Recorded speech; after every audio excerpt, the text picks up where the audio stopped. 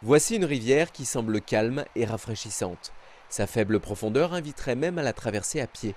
Et pourtant, il est interdit de s'en approcher. Des panneaux mettent en garde contre les risques de noyade. C'est très agréable. Aujourd'hui, il fait beau, il fait chaud.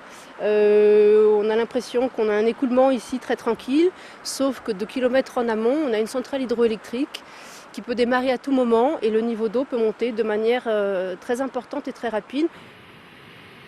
La centrale hydroélectrique peut rejeter subitement dans la rivière des volumes d'eau 150 fois supérieurs à son débit précédent.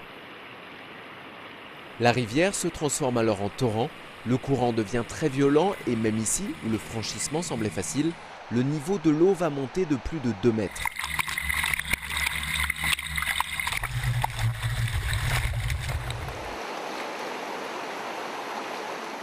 Ces brusques montées d'eau peuvent se produire plusieurs fois par jour en fonction des démarrages ou des arrêts des centrales hydroélectriques.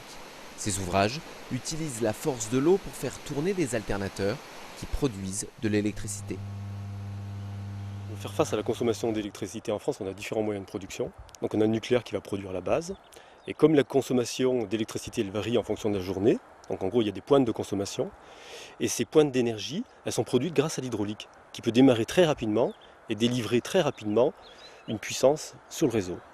À chaque démarrage, les centrales hydroélectriques rejettent l'eau qui entraîne leurs alternateurs et provoquent ainsi les montées d'eau. Mais le danger est aussi présent avant la centrale, en amont.